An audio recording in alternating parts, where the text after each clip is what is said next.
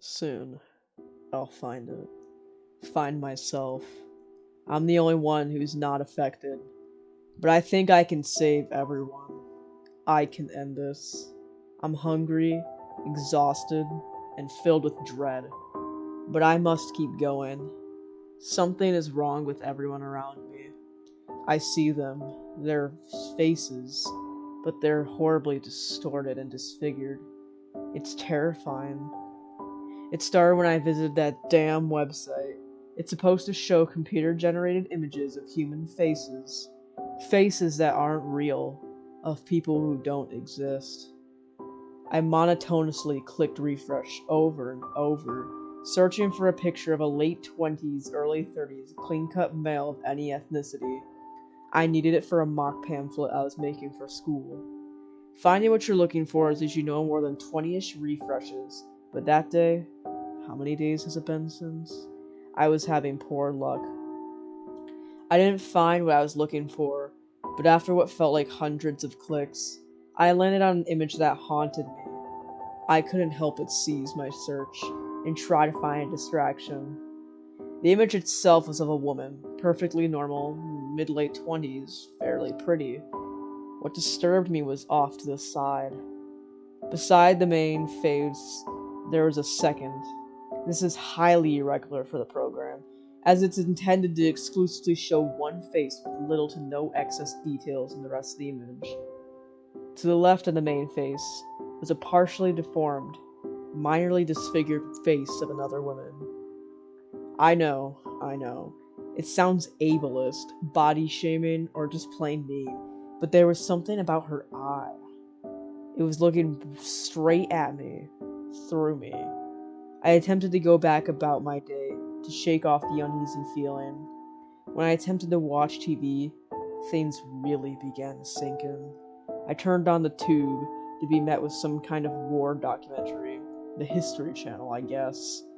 Again, off to the side, I'd catch glimpses of monstrously deformed faces. In many cases, deformities so severe you'd be surprised they could still be alive. They kept getting worse. I felt the faces watching me through the screen. It was hard to tell though, because if I caught them, they'd disappear, as if they were never there to begin with. I flipped through the channels, hoping it was some trick of the mind, or coincidental filming errors, but no. The news, holiday programs, even cartoons had the real-life, mangled faces peeking at me through tortured eyes, as if they even had any eyes at all. I was up all night. It was the early morning at that point. I had been running on fumes. I tried to explain it all the way. I'm overtired, I told myself, but sleep was no sanctuary. I wrapped my eyelids over my dry, tired eyes, a momentarily respite from the disturbing faces.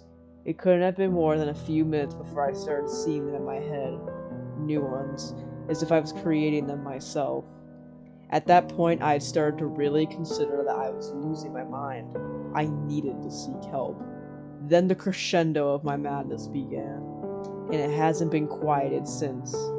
Every mirror, every reflective window, they all had faces. I left my apartment into the dawn's early twilight.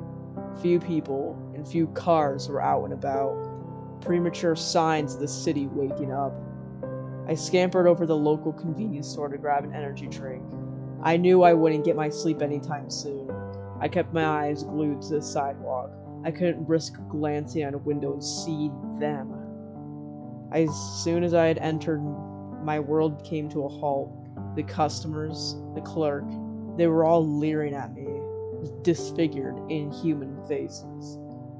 I rushed back outside, mind racing. Where can I go? I asked myself. The only places I knew there wouldn't be other people would be at home, but there's too many reflective surfaces at that host the faces. Maybe the park? No. It was the dog walking and jogging hour at that point. After racking my mind further, I noticed more and more people on the street, walking, driving, going about their business, all with heads turned, facing me, exposing their hideous, abominable visages.